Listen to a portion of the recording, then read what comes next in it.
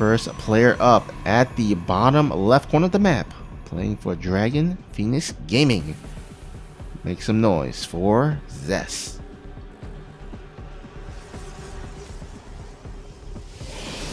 And his opponent spawning in the top right corner of the map, playing as the blue Terran player for the team up.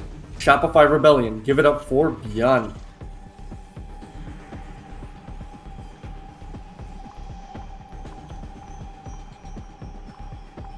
Alright, so Jagannatha, our first time on this map throughout tonight.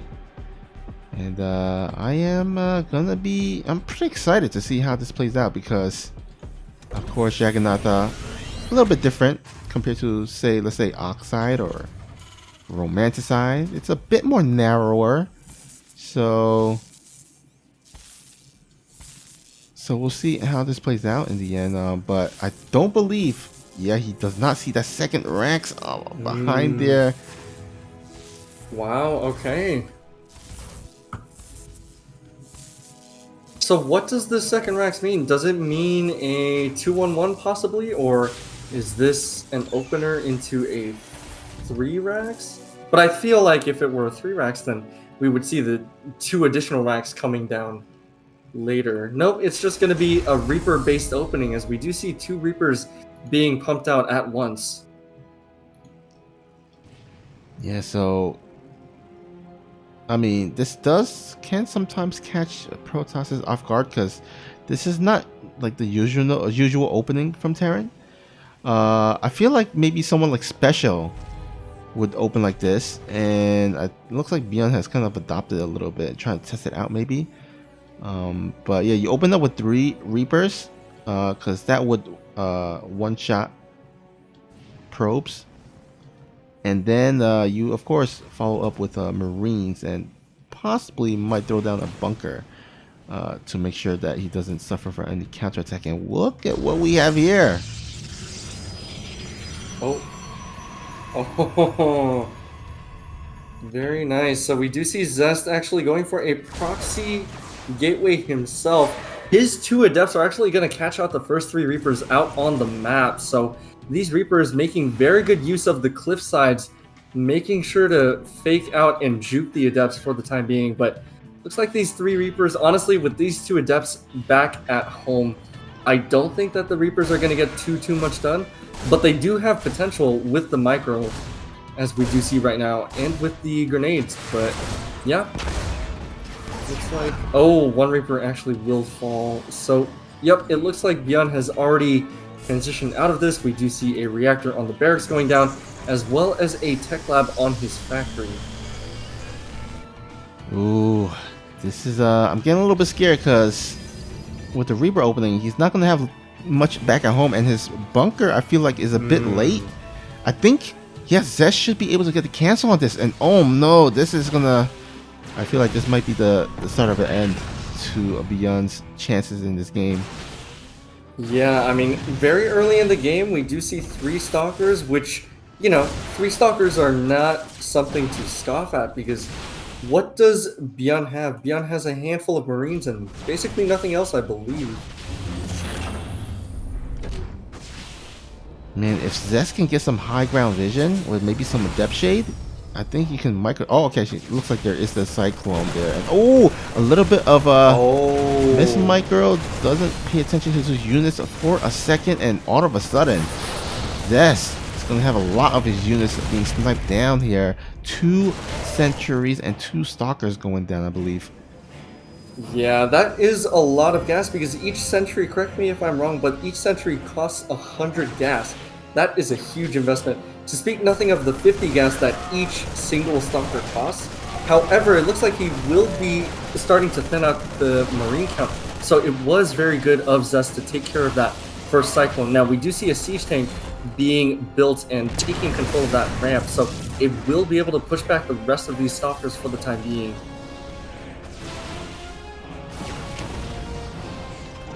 Alright, looks like, let's see here.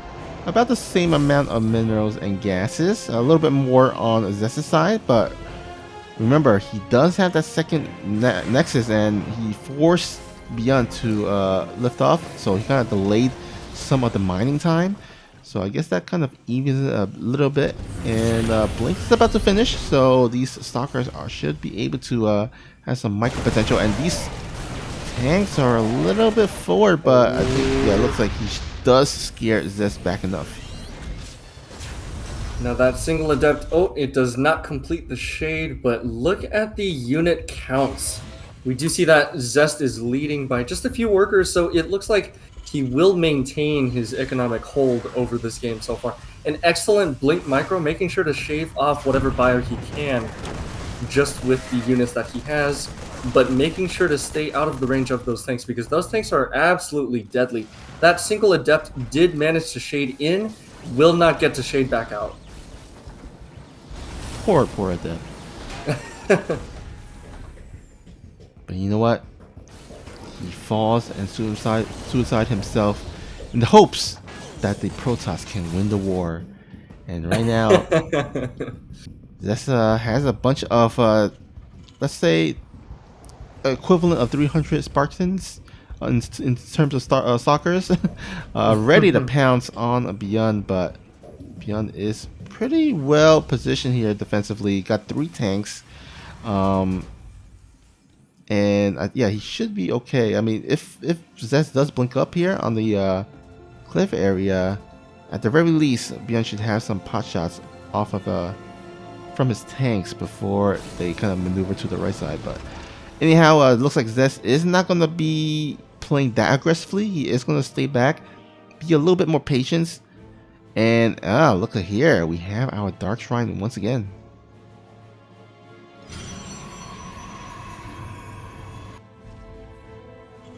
Look at that. Zest putting down yet another proxy game. Like, man, what is the point? I'm sorry, but that is just too funny. Look at that. Another proxy pylon to the middle, to the east side in the middle. That is just crazy. And wow, Zest, like, you are a unique Protoss player, and nobody can take that away from you. Truly. Yeah, I guess why build in your main base if you can just build it out True. across Yeah, the land? the whole map is your base, you know? Just take it all. Why not? Alright, now we do see the bio sharking around, forming up a double drop. They will be scouted by this one stalker. Now, does Zest notice? He does actually, and wow, excellent reaction time from both players.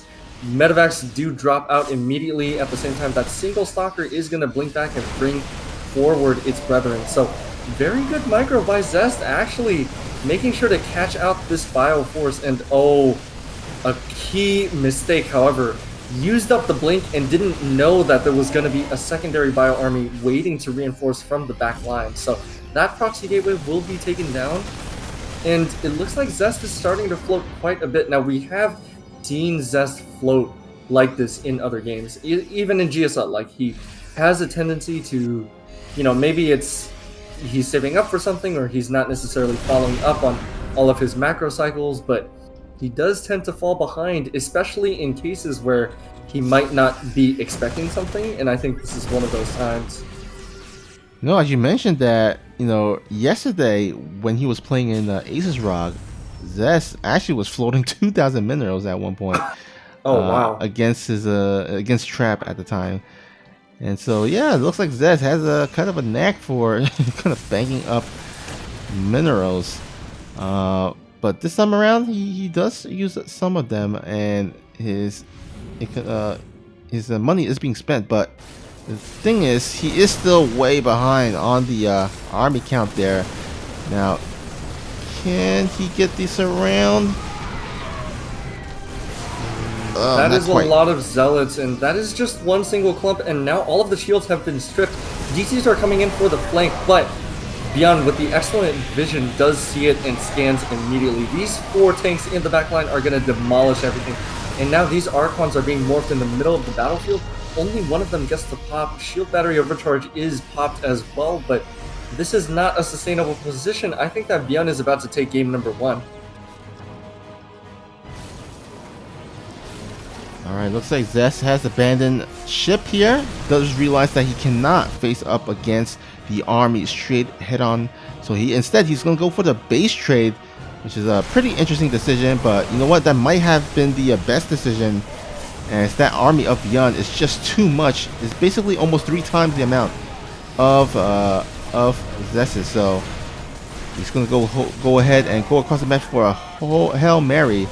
But look at that, the Liberator, the reinforcements does clean up pretty much the majority of Zest's army, while Byun does take out the remaining of Zest's bases. And there we go, Zest taps out. Byun will take game number 1. Once again, sending out that probe scout. Zest being very, very extra safe. Maybe he had like a period of time where he just got proxied all the time by Terran players. And he's like, I'm having none of that anymore. I'm just going to send my scout. Maybe lose an extra bit of mining, but you know what? Better safe than never. Or I guess the phrase would be better safe than sorry. Yeah. I wonder what safe for Zest means. I guess, you know, you're 10 minutes into the game. You don't have a Dark Shrine yet. You need that patented, trademarked dark safety shrine. I guess that would be considered safe. Aw, man, I'm not sure if dark shrines are ever for safety. Maybe only for one player, who knows.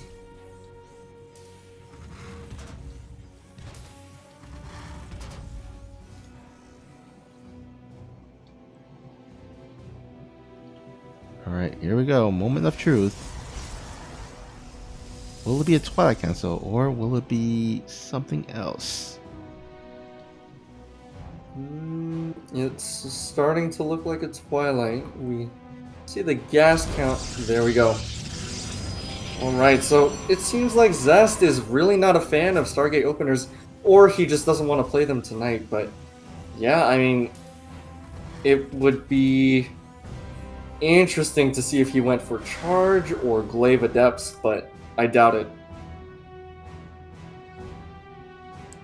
Yeah, I mean, the pattern has been Blink, so kind of that would be the best bet right now. And yeah, I mean, it's a little bit of a difference, like, let's say compared to Trap, where you do see Trap sometimes go for Stargate openings, play a bit more of a Oracle opener.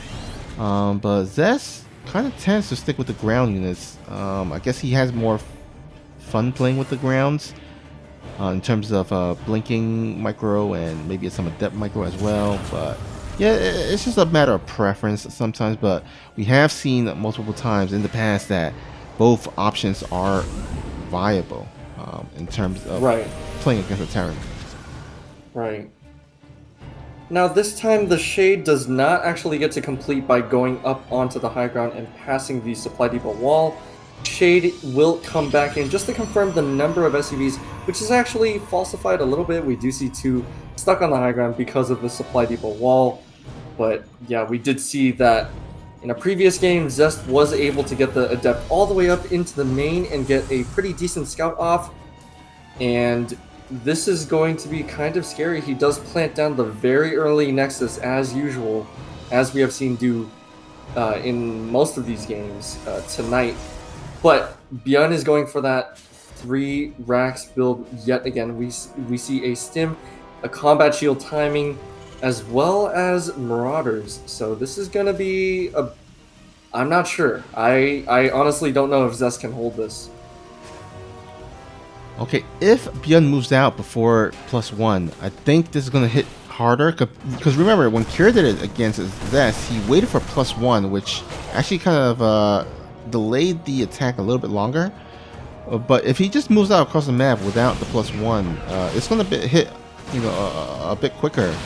And there's still no shield battery here at the 3rd Nexus, and it doesn't look like Byun has started to turn around. So, actually half of this army across the map.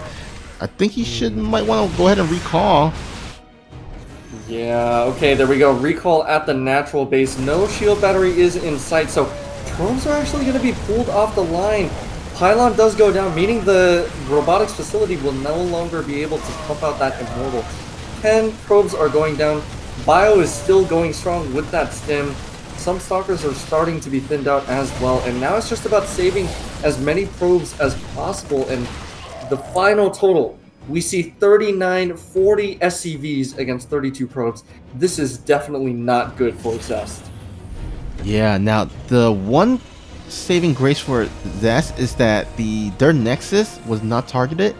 So as it stands, that third Nexus can help in, replenishing those lost probes. Probably want to go ahead and chrono boost it. And, Byun has yet to, have his, he does have his third base building right now, but it is a bit further away, so it's going to take some time for him to turn that into orbital and then fly that to the third base area. And meanwhile, Zest can go ahead and try to remake those probes and kind of pull back ahead, but there is another attack coming here now, a much smaller force here, so it's going to be a bit more easier, especially with that shield battery.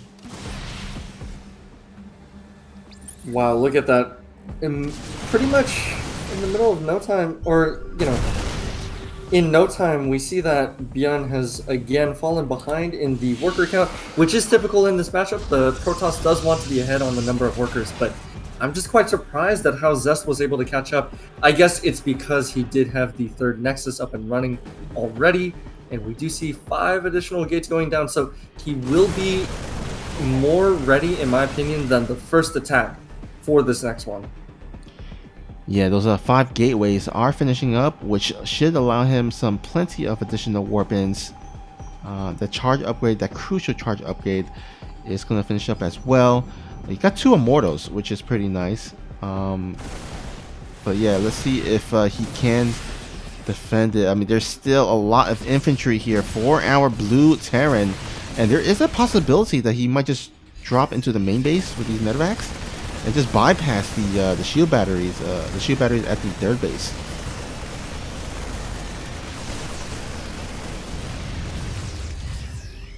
Alright, we see some more warp-ins of charge lots. We do see a couple of Immortals on the high ground, standing strong next to that shield battery. This bio is sharking around, looking to see whatever kills it can get. Now, the shield battery overcharge has been popped.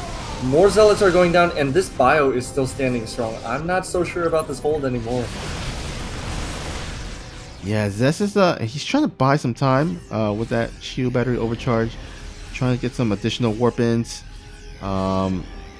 He is closing the gap, but these bio units have +1, so not only do they pack a punch, but they have a lot of DPS.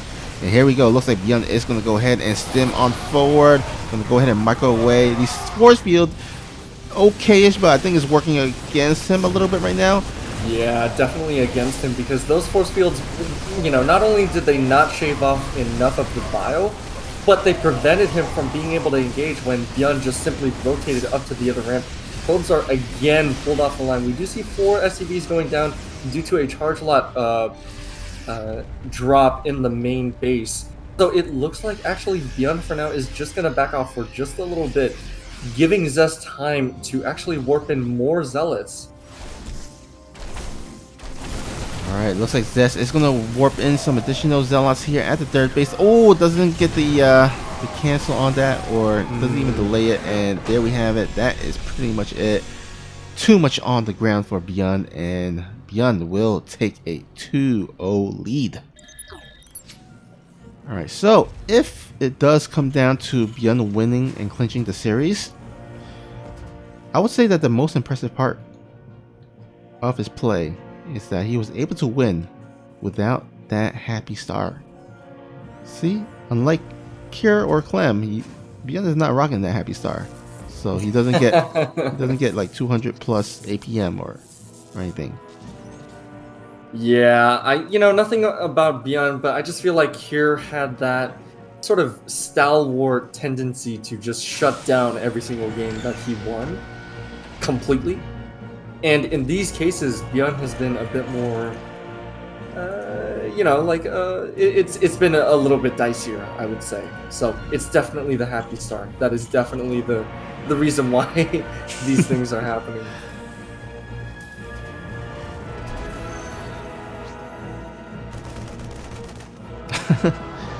Aw, that's cute. The recall on the probe, of course, being forced because Byun was able to block it, putting down the factory just in time to make sure that the probe was not able to make it out. Now, funnily enough, here's a scenario where I feel like, what if, right? And we will never know because, you know, we are not Byun. But what if Byun was trying to decide on a build, and then in the moment he decided, okay, I'm just gonna go for a 1-1-1 instead of, you know, a 3 racks or a 2-1-1 or whatever the case may be. What if it was that probe that caused him to make that decision? That'd be pretty funny. Yeah, it would be pretty funny. Although I think he went for the second gas relatively early, so I think he was probably gonna go for it no matter what. And because of the probe scout, you know, you can't delay it until the probe is dead, so you had to throw it in front of his face. But at the very least, Zest does, of course, should have a sense of what's coming. And I mean, usually it's either Widow Mine drops or Medevac, or Hellion drop. This time around, gonna be a armory with the Widow Mine. So now the armory does provide Widow Mines with the ability to be invisible, but this is interesting. He does leave a Widow Mine back at home. Actually, leaves 2 of them back at home. I thought he would have actually loaded them up on the medevac to go across the map. Right. Interesting. Well, in any case, maybe he's trying to use the 6 Marines as cover and be like, hey, check out this full medevac drop, and by the way, here's, you know, just one Widow Mine that you should ignore because you can't see it. But it does not look like that will be the case. Zest is going to actually have vision of it. Again, impeccable micro, making sure that it does get set off just with 1 probe. I expect he's going to chrono out an observer, or not chrono out, but at least start building an observer, and that is the case. Oh, okay, he does chrono it out, so I was right. Yeah, But he wants to clean that Widow Mine up as soon as possible, but oh man, this is gonna be close. Will it get out in time? Okay, there we go. Wow, okay. Just in time, because that Widow Mine was just about to fire once again, so very good timing. Oh, surprise, surprise. These stalkers actually do have blink already. This is a and look at this follow-up. Oh, actually, yeah, the medevac did load up the rest of the Widow Mine, so they should be able to recharge and go on for another dive on in here.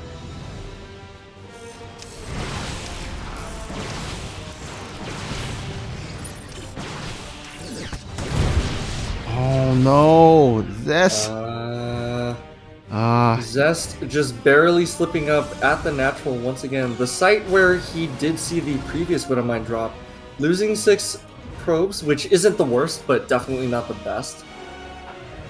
Now he does already have an observer, and he will need it for these cloaked banshees that are going to be coming across in just a second. At the same time, Zest is going to be sending out his stalkers, blinking them in very aggressively. I don't think he had vision of that tank, so he will eat quite a few of those shots before finally getting out of range. Yeah, Zest feeling very, very ballsy. First of all, because he didn't even pull his probe when he had the chance. Plenty of time to pull his probes. Lost 6 probes to that Widow Mine shot, and then blinking on top of the medevac in front of the tank. So yeah, a little bit of mistakes here coming out of Zest just because of his boldness. So you gotta be careful not to just throw away his units.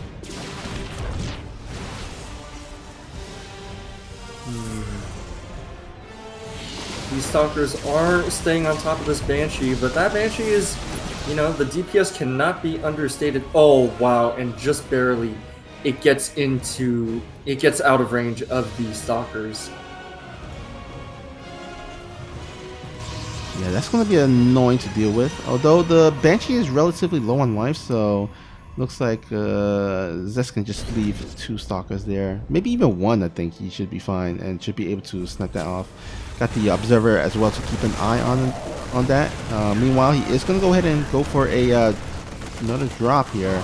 I believe there is a Widow Mine drop that killed 6 probes, if I'm not mistaken.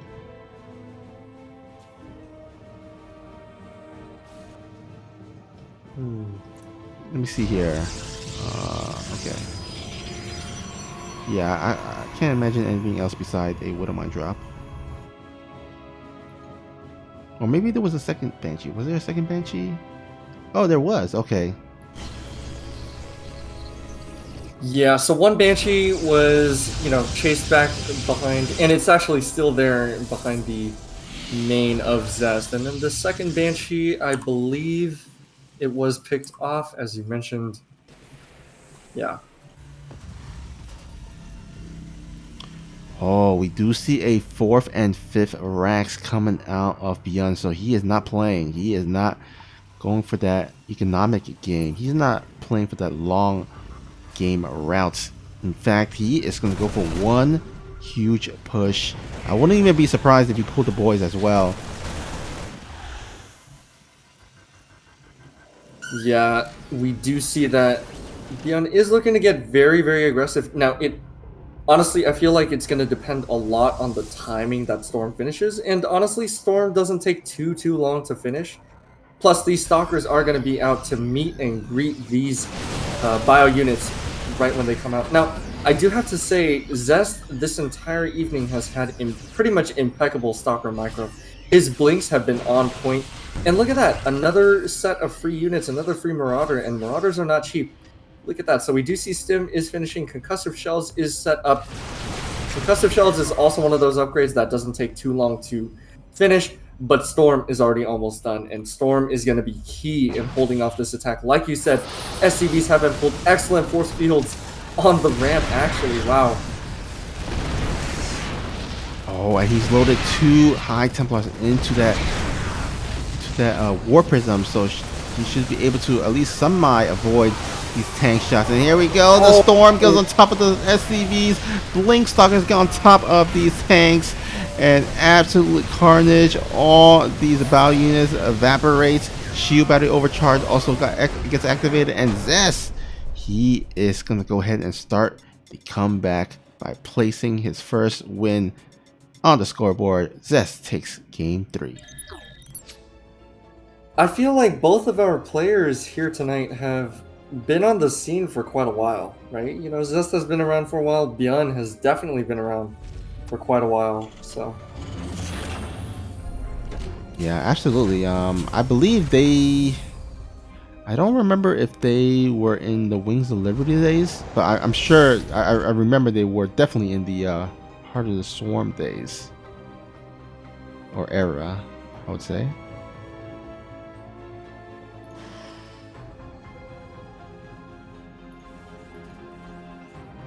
Speaking of which, I feel like in Heart of the Swarm, maybe this is just me, but I felt like mech was much more common against both Zerg and Protoss, but I'm not too sure. I am not a Protoss myself, so I don't think I can speak on that particular matchup. Well, mech against Protoss has always been relatively rare. I think back in the day, it was more common against Zerg players. Yeah. But historically, mech against Protoss were never really a thing, or never really caught on. Blizzard, of course, has tried to in the past make it so that mech was more viable. They introduced like things like cyclones, and I think there was this unit that they took out as well. Used to be in the game, but they took out. I forgot. It was like a very kind of a very reminiscent of Goliath in Brew War. But anyhow, yeah, they try to make different moves to make mech more appealing, but it just never caught on. Terran players has just historically loved playing the fast-paced game of bow play with yeah, the 3 M's, Marauder, Marine, and Medevac. So yeah, I think Gumiho is pretty much the only one. Maybe some other players, some other Terrans as well, but yeah, mainly Gumiho was the main mech player. Right.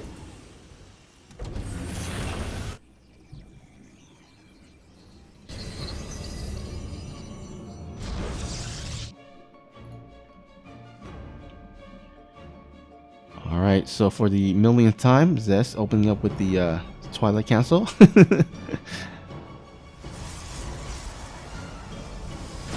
This is interesting. We see a Raven opener. Now, the Raven, it's definitely more safe than other units. I'm wondering why Byun decided to go for this.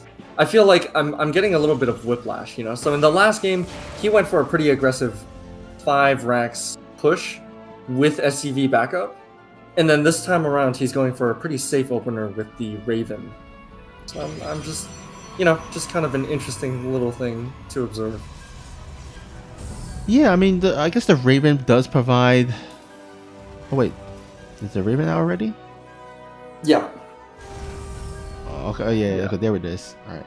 Okay, so it's going for a little bit of a kind of an old school kind of strategy where it flies across with the Raven and throws auto turrets. But, you know, Ravens are relatively safe. Yeah, you know, it's good against DTs, of course, because it provides detection.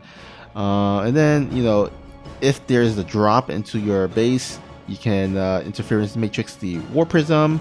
And then, you know, if you're going up for a straight up fight across the map, you can throw down a anti-armor missile on top of the Protoss army and, you know, kind of buy or give a boost to your units because their Protoss army is a bit weakened.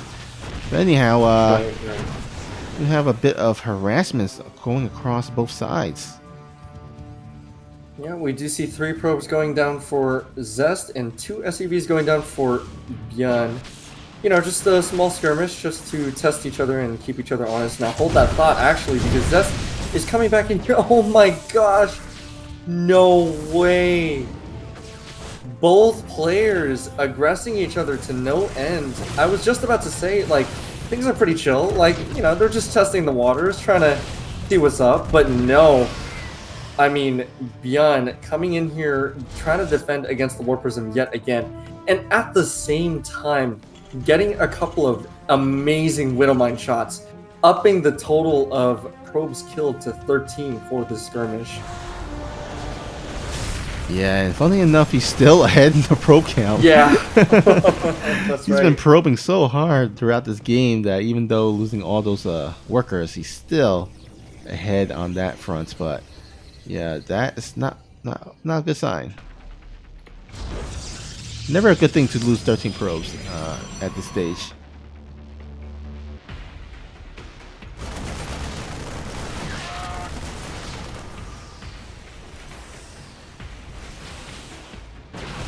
Alright, so once again we have Zest coming out here with the Stalkers on the map just to scout, and with that Blink Micro, you know, see if he can get a few pot shots off, and at the same time, you know, make sure that he is safe and sound back at home in time for this. Now, he does not have a means to deal splash damage, I believe, right? So it's just going to be +1 attack, which he has actually used to defend in the past.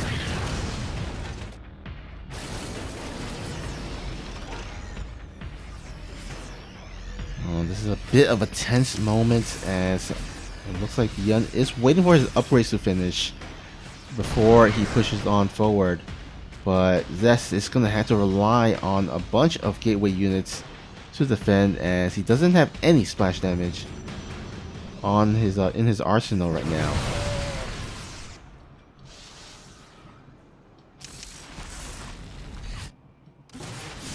Okay, here we go. Excellent timing for Byun as +1 infantry weapons does finish. Now, he does have a couple of landed Vikings, and that might look funny, but they actually deal bonus damage against mechanical, which means that they will be able to shred through these Stalkers. These Zealots are not going to survive the first wave of volleys, as these tanks sitting right behind the rocks are going to find an excellent position. Now, we do see reinforcements from both sides coming into play. These Zealots are going to stream forward, trying to get on top of the tanks, but not quite able to find it. Oh man, this push is looking extremely deadly. Zest again with the characteristic floating. Imagine if these resources were put into additional army units, then maybe he would be a bit more even on supply, but that is not the case right now. Yeah, now that all that's left over are Blink Stalkers, which is never a great thing against Bao units with stem and tanks. He only has one Immortal, and as you could hear, maybe the sirens in the background because Zest right now is in huge trouble. That's right. Now he does have another Warpin of Zealots ready to go. He also has an immortal, excuse me, just about to pop. But look at that bio. It is quite a force to be reckoned with. Not only do you have tanks, you also have Widow Mines reinforcing. You have Marauders mixed in as well. And these Zealots are going to try to go for the wraparound. So this is a critical moment. These Blink Stalkers, again, like you said, Snoopy, when you have just Blink Stalkers by themselves, it is not going to be enough. These Zealots do find their mark on the tanks, but GG has been called, and Byun takes the series 3-1.